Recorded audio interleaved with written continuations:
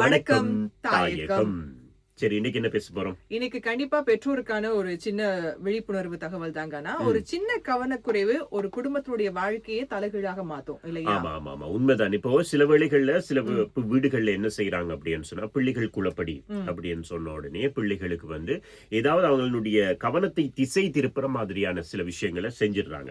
S, அதுல மிக முக்கியமானது குழந்தைங்க கையில மொபைல் போன் கொடுக்கறது. இப்ப இந்த மொபைல் போன் கொடுக்கறது மட்டும் இல்ல, வெளியில எங்கேயாவது குழந்தைகளை கூட்டிட்டு போறது, வெளியில விளையாட அனுமதிக்கும் போது பெற்றோர் என்னென்ன மாதிரியான விஷயங்களை கவனம் செலுத்தணும் அப்படிங்கறத இந்த வீடியோல ஃபுல் அண்ட் ஃபுல் நாங்க சொல்ல போறோம். வவுனியாவுல செட்டிக்குளம் பகுதியில 3 வயதை சேர்ந்த ஒரு சிறுமி, அவங்க பெற்றோரோட கம்பொலையில இருக்கக்கூடிய ஒரு உறவினர் வீட்டுக்கு போயிருக்கிறாங்க. இப்ப சொந்தக்காரங்க வீட்டுக்கு போனதுமே என்ன பண்றது, சொந்தக்காரங்க வீடு தானே, பிள்ளைங்க ஓடி ஆடி விளையாடட்டும் அப்படின்னு பிள்ளைங்களை விட்டுறது, இவங்க பெரியவங்க கதை பேச ஆரம்பிக்கிறது. இந்த மாதிரியான ஒரு தருணத்துல அந்த சொந்தக்காரங்க வீட்டுக்கு போன சின்ன பொண்ணு என்ன பண்ணிருக்குன்னு சொன்னா, ஹைட்ரஜன் பெராக்சைடு இருக்கு இல்லையா, அது பாட்டில் பாக்குறப்போ தண்ணி மாதிரி தான் இருக்கும். அந்த சின்ன பொண்ணும் அது தண்ணி நினைச்சு குடிச்சிட்டாங்க. ஏன்னா ஹைட்ரஜன் பெராக்சைடை பொறுத்தவரையில் கொஞ்சம் நிறம் மாற்றம், ஆனா அவங்க நினைக்கிட்டீங்கன்னா டைலூட் பண்ணி வச்சிருந்திருக்காங்க. அதனால அந்த பிள்ளை அந்த போத்தல பார்த்தோன்னா அழகான போத்தலா இருக்கே, ஜூஸா இருக்குமோ அப்படின்னு நினைச்சு கூட குடிச்சிருக்கலாம். ஆனா உண்மைக்குமே பாவம் தெரியுமா, தண்ணி நினைச்சு குடிச்சவங்க உடனே அவங்கள ஹாஸ்பிட்டலுக்கு கூட்டிட்டு போயிருக்காங்க, பிள்ளைக்கு உடம்பு முடியாம போனதுன்னு. ஆனா ஹாஸ்பிட்டல் போற வழியில அந்த குழந்தை இறந்து போச்சு. அதனால பெற்றோரை பொறுத்தவரையில் ரொம்ப ரொம்ப அவதானமாக இருக்கணும். பிள்ளை வளர்ந்துட்டான், அவன் தண்ட பாட்டுக்கு விளையாடட்டும் அப்படின்னு சொல்லிட்டு விட்டுட்டு போறதுல நிறைய பெற்றோர் தவறு செய்யறாங்க. குறிப்பா பிள்ளை என்ன விளையாடுறாங்க அப்படின்றத பார்க்கணும். சின்ன சின்ன விஷயங்கள் எல்லாம் வாயில போடுவாங்க, மூக்குல போடுவாங்க, காதுக்குள்ள வச்சு கிண்டுவாங்க. இந்த மாதிரி விஷயம் இருக்கு. சின்ன பிள்ளை விளையாடுறான்னு சொன்னா ஓகே, விளையாடட்டும், ஆனா அவனுக்கு ஒரு கண்ணு இருக்கட்டும். இந்த மாதிரி சில விஷயங்கள் தவறாக போறதாலதான் பிள்ளைகள் நிறைய பேர் இந்த மாதிரி விபத்துகளுக்கு உள்ளாகி ஹாஸ்பிட்டல்ஸுக்கு வராங்க அப்படின்னு சொல்றாங்க. வீட்டை பொறுத்த வரைக்கும் எந்த ஒரு மருந்தா இருக்கட்டும், எந்த ஒரு ரசாயன பொருட்களாக இருக்கட்டும், இல்லைன்னா வீட்டை கிளீன் பண்றதுக்கு பயன்படுத்தக்கூடிய லிக்விட் ஐட்டம்ஸ் எதுவாக இருந்தாலும் உங்க வீட்டுல சின்னவங்க இருக்கிறதா இருந்தா அவங்களுடைய கைகளுக்கு எட்டாத வகையில நீங்க வச்சிருக்கிறது தான் ரொம்ப ரொம்ப பாதுகாப்பானது. அது எத்தனை தரம் சொன்னாலும், எத்தனை போத்தல்கள்ல எழுதி போட்டாலுமே சில வீடுகள்ல கவனிக்கிறது இல்ல. இதனாலேயே நிறைய பிரச்சனைகள் வருது. குறிப்பாக சில வீடுகள்ல கிணறு கட்டில்லாத கிணறாக இருக்கலாம். அந்த கிணத்துக்குள்ள தண்ணி பார்க்க போறோம்னு சொல்லி போய் விழுந்து, தொட்டிகள் இருக்கலாம், அதுல கூட குழந்தைகள் விழுந்து உயிரிழக்கிற சம்பவங்கள் எல்லாமே பதிவாகி இருக்கு, எங்களுக்கு தெரிஞ்சு. ஆனா நாங்க கவனக்குறைவா இருக்கிறோம். சரி, இதெல்லாம் அவனை வெளியில விளையாட விட்டா தானே நடக்குது. வெளியில எங்கேயும் போகாத, நீ உட்கார்ந்த இடத்துல இருந்தே இருந்தா குழந்தைங்க எப்படியுமே உட்கார்ந்த இடத்துல இருக்க போறது கிடையாது. சரி, மொபைல் போனை கொடுத்துருவோம் அப்படின்னு மொபைல் போன் நம்ம கொடுக்கிறோம் இல்லையா, இது கூட மிகப்பெரிய ஆபத்தாக மாறுது. இப்போ பொதுவா இப்போ இருக்கக்கூடிய காலத்துல என் பிள்ளைக்கு 4 வயசு ஆகுது, இன்னும் அவனுக்கு ஒழுங்கா பேச்சு வரல அப்படின்னு பெற்றோர் நிறைய பேர் வராங்க. நிறைய பேர் நிறைய ஹாஸ்பிட்டல்ஸுக்கு போய் டாக்டர்ஸை பாக்குறாங்க. அவங்க ஸ்பீச் தெரபிஸ்ட் அனுப்புறாங்க. ஸ்பீச் தெரபிஸ்ட் போன உடனே ஸ்பீச் தெரபிஸ்ட் முதல்ல கேட்கிற கேள்வி என்ன தெரியுமா, போன் கொடுத்தீங்களா அப்படின்னு தான் கேட்கிறாங்களா. ஏன்னா போன்ல இருக்கக்கூடிய பிள்ளைக்கு பேச தெரியாது, பார்க்க மட்டும்தான் தெரியுது. அதனால அந்த பிள்ளைக்கு பேச்சு வராமல், யாரோடையுமே பேசாம, குறிப்பா சின்ன பிள்ளைகளோட பழக விடுங்க அப்படின்னுவாங்க, அப்பதான் பேச்சு ஈஸியா வரும்னு. பொதுவா ஒரு குடும்பத்துல முதல் பிள்ளை பேச ஆரம்பிக்கிறதுக்கும் 2வது பிள்ளை பேச ஆரம்பிக்கிறதுக்கும் இடையில வித்தியாசம் இருக்கு. முதல் பிள்ளை ஒரு 1.5 வயசுல பேசுறான்னு சொன்னா 2வது பிள்ளை 1 வயசுலயே பேச ஆரம்பிக்கும். ஏன்னா அந்த 1 வயசு பிள்ளை பேச ஆரம்பிக்குதுன்னா அவங்களுக்கு பேசுறதுக்கு ஒரு ஆள் இருக்கு. இந்த மாதிரியான சம்பவங்கள் நிறையவே நடக்குது. இதுல இன்னொன்னு சொல்லி ஆகணுங்கன்னா, மொபைல் போன் நிறைய நேரம் குழந்தைங்க பாக்குறதால உங்களுடைய கண் நரம்புகள் பாதிக்கப்பட்டு கண் பார்வையை அவங்க இழக்கிறாங்க. நீங்க இப்ப இந்த ரீசெண்டா இந்த ஸ்காலர்ஷிப் எக்ஸாம் எழுதுற பிள்ளைங்க கூட பாத்தீங்கன்னா, நம்ம ஒரு 10 பிள்ளைங்க எடுத்தோம்னா கண்டிப்பா 2-3 பேராவது ஸ்பெக்ஸ் வியா பண்ணாமவே இல்ல. அத நான் அன்னைக்கு சொன்னேன் இல்லையா, ஒரு ஹாஸ்பிட்டலுக்கு போனேன். அது ஒரு ஐ ஹாஸ்பிட்டல், சின்ன பிள்ளைகளுக்கான ஒரு டாக்டர் வராரு. அவர் 5 மணிக்கு ஆரம்பிக்கிறார் அவனுடைய செக்அப்.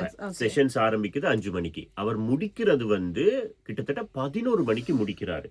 அப்படின்னு சொன்னா ஒரு நாள்ல அந்த டாக்டரை பாக்குறதுக்கு எத்தனை பிள்ளைகள், சின்ன பிள்ளைகள் வாராங்கன்னு மட்டும் நாங்க ஒருக்கா கணக்கு போட்டு பாருங்களேன். அத்தனை பேருமே கண் பார்வைக்காகவே வாராங்கன்னு சொல்லும் போது நம்ம குழந்தைகளுடைய விஷயத்துல ரொம்ப ரொம்ப அவதானத்தோடு இருக்கணும். இன்னொரு விஷயம் வனிதா, இப்போ நிறைய பிள்ளைகள் போனை வச்சு பார்க்கும் பொழுது, டிவி பாக்குறது கூட ஒரு தூரத்துல இருக்கு இல்லையா, இப்போ கிட்ட வச்சு பாக்குறதால நிறைய பிள்ளைகளுக்கு ஸ்குவிண்ட் ஆகுது அப்படின்றாங்க. அதாவது வாக்குக்கண் மாறுகண் வர்றதுக்கும் வாய்ப்பு இருக்கு அப்படின்றாங்க. சோ இதெல்லாம் இப்படி இருக்கும் போது இதுல இருந்து குழந்தைகள் நம்ம பாதுகாக்கிறது காரணத்துக்கு அவங்கள வெளியில விளையாடுறதுக்கு அனுமதிக்கணும், சக குழந்தைகளோட விளையாடுறதுக்கான வாய்ப்பை நம்ம ஏற்படுத்தி கொடுக்கணும்னு சொல்றாங்க இல்லையா?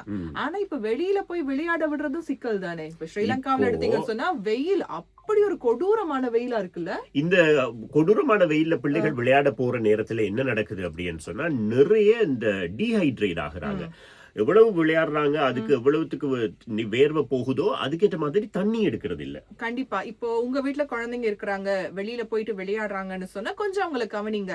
தலைவலிக்குதுமா, வாந்தி வர மாதிரி இருக்குதுமான்னு சொல்லும் போது இவன் ஸ்கூலை கட்டடிக்க, கிளாஸ கட்டடிக்கிறதுக்காக சொல்றான்னு எடுக்காம நிஜமா அவங்க என்ன சொல்றாங்க அப்படிங்கறத கவனிச்சு பாருங்க.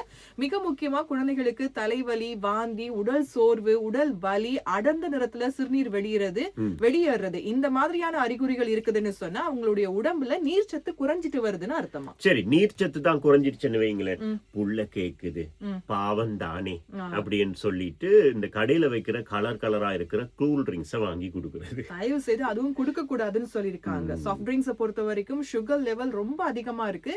இத சின்ன வயசுல இருந்து குழந்தைங்க ஆசைப்பட்டு குடிக்கும் போது அவங்களுக்கு ஒரு வயதான காலத்துல வரும் போது, ஒரு யங் ஏஜ்ல இல்லைன்னா ஒரு முதுமை பருவத்தை அடையும் போது தேவையில்லாத நோய்கள் அதிகம் வருது. உடல் பருமன் அதிகமாகும், நீரிழிவு சம்பந்தமான நோய்கள் வர்றதுக்கான வாய்ப்புகளும் இருக்கு. அப்படிங்கறதால இந்த பேஸ்மெண்ட்டை கரெக்டா கொடுத்தே ஆகணும் நம்ம அவங்களுக்கு. அப்ப பிள்ளைகளுக்கு என்னத்தை தான் குடிக்கிறது அப்படின்னு சொன்னா நல்லது, ரொம்ப நல்லது பச்சை தண்ணி.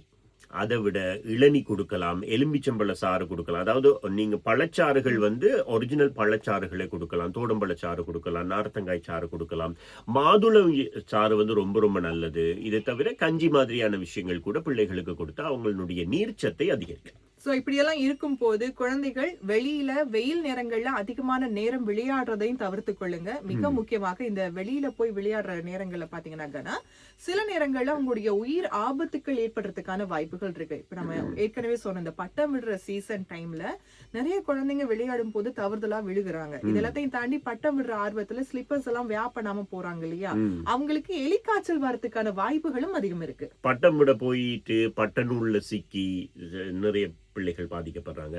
இந்த மாதிரி சொல்ல என்ன, நீங்க வீட்டுக்குள்ளேயும் விளையாட வேண்டான்றீங்க, வெளியிலையும் விடாதீங்க அப்படின்றீங்க, அப்ப நாங்க என்னதான் பண்றது அப்படின்னு சொல்லி நிறைய பேர் கேட்பீங்க. அதாவது ரொம்ப ரொம்ப கவனமா அவங்கள பாத்துக்கணும். இப்ப நிறைய பெற்றோர் என்ன நினைக்கிறாங்கன்னா குழந்தைங்களை நம்ம பக்கத்திலேயே வச்சுக்கிட்டா அவங்க பாதுகாப்பாக இருப்பாங்க அப்படின்னு தானே. அதான் கிடையாது. குழந்தைகளுக்கு சுத்தி இருக்கக்கூடிய ஆபத்துக்களை நம்ம நீக்கி கொடுக்கணும், அவங்களுக்கு சரியான முறையில பாதுகாப்பும் கொடுக்கணும். எந்த நேரமே இறுக்கி பிடிச்சிட்டு வச்சிருக்க முடியாது. பொத்தி வளர்த்தீங்கன்னு சொன்னா புள்ள அப்படியே கூட்டுக்குள்ள வளர்ற கிளி மாதிரி மாறிடும். அதே நேரத்துல வெளியில விடுற நேரத்திலயுமே நீங்க அஜாக்கிரதையா இருந்தீங்கன்னு சொன்னா வெவ்வேறு ஆபத்துகள் வரும்.